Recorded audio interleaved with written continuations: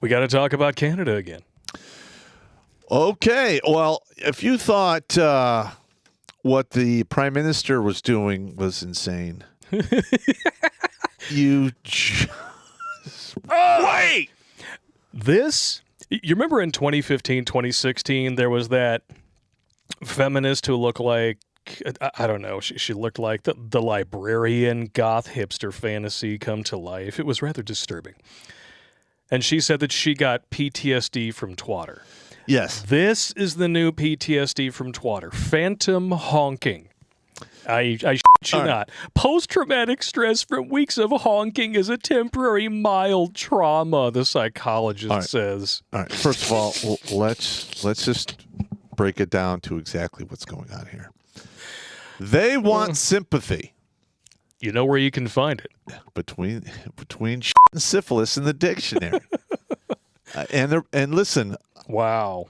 Like, people who legitimately have PTSD, look, they get cut a break, and there is a lot of sympathy for individuals that have that, because I have it and it sucks. Yeah. It never goes away. You just have to adapt to learn to live with it.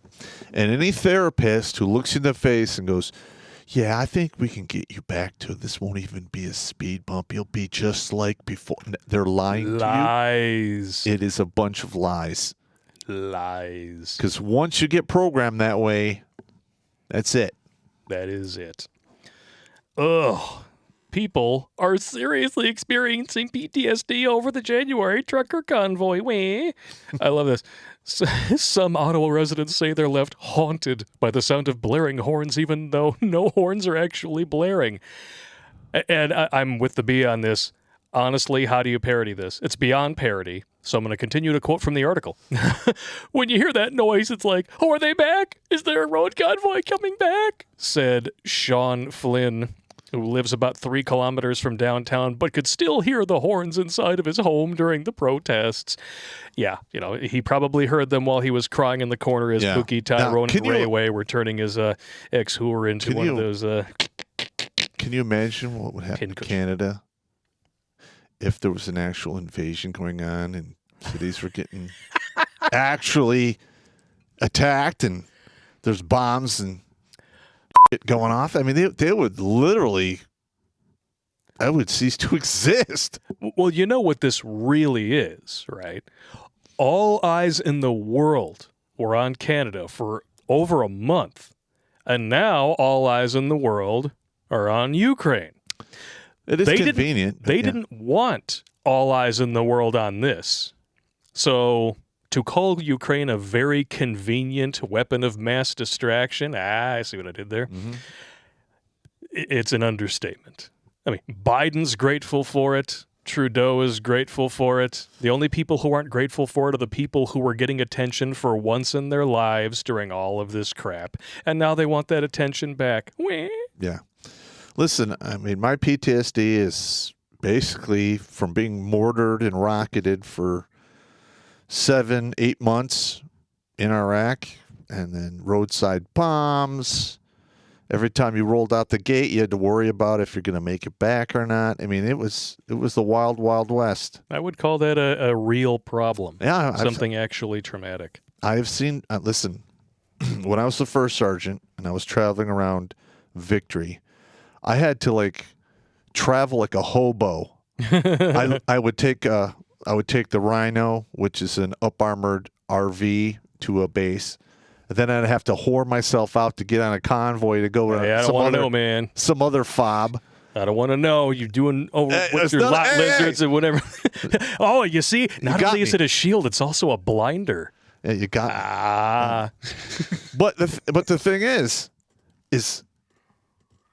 I've watched vehicles literally get blown apart, and they were traveling in our convoy. It wasn't my unit, and that vehicle was 2 ahead of the one I was in because I was with the convoy commander, and it was maybe 150 meters, and I was looking through the front window, and I just watched this vehicle rise into the air, big puff of smoke. A door went this way. Another door went that way. Chunks of meat flew everywhere.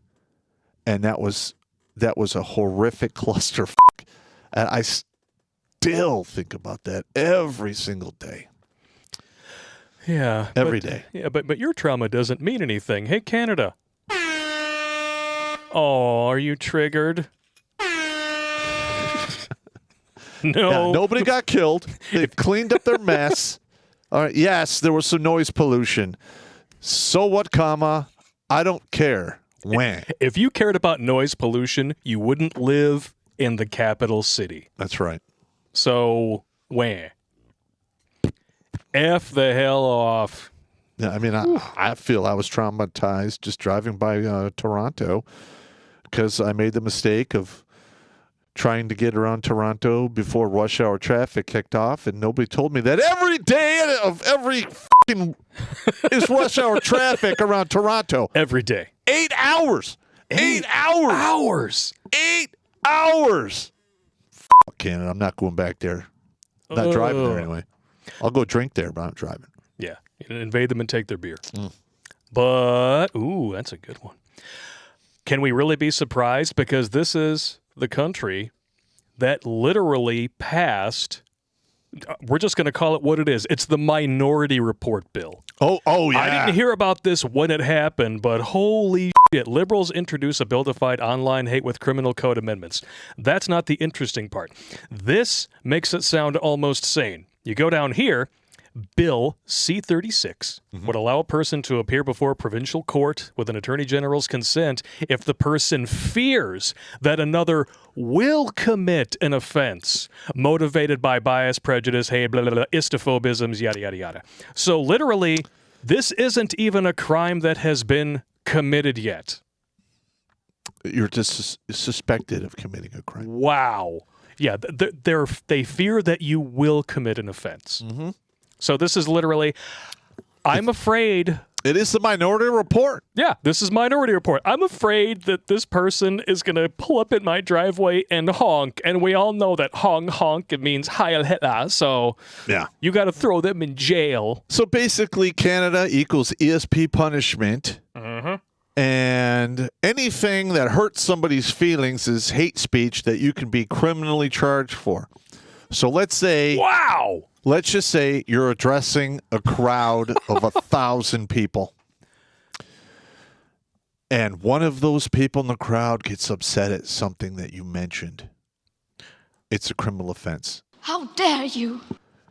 Now, listen, it is not my fault that we are producing generations of people who are so fucking mentally weak that they have nervous breakdowns over words that were spoken. They don't even have to be spoken to them. Ugh. They just have to be in the area. Or maybe they even heard about it after the fact. This is how ludicrous this is becoming. This is I have beyond no insane. idea why the people in Canada are putting up with this craziness.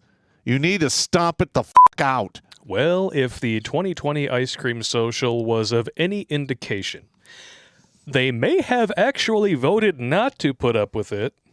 And, you know, whatever, you know. Castro Blackface the Third, he's just going to hang out in there a little bit longer because he does what we want, Well, says the globalist puppeteer elite. He doesn't even remember how many times he's been in blackface. What a fucking idiot.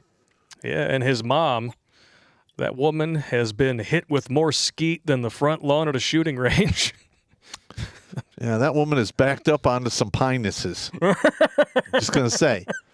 There's been a whole lot of cactus action in that glory hole of her hoo-hoo-ha-ha. Hoo-hoo-ha-ha. I'm just saying. I'm pretty sure she's the one who got the first 401k deal for the glory hole attendant.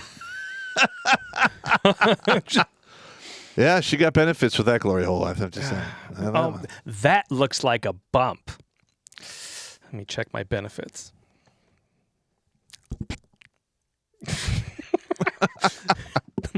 Oh, my insurance covers that. Okay. Yeah, gonna get me my half of ounce of throat yogurt at the end of the performance. Oh God! Oh, right in the pooper. I'm picturing it. Okay, I'm gonna look at something else. Here we go. Hang on. Watch Grunt Speak live every Tuesday and Thursday at 8 p.m. Eastern. And if you'd like to join Pop for Support Our Sundays, consider making a donation on Locals, Patreon, or Subscribe Star.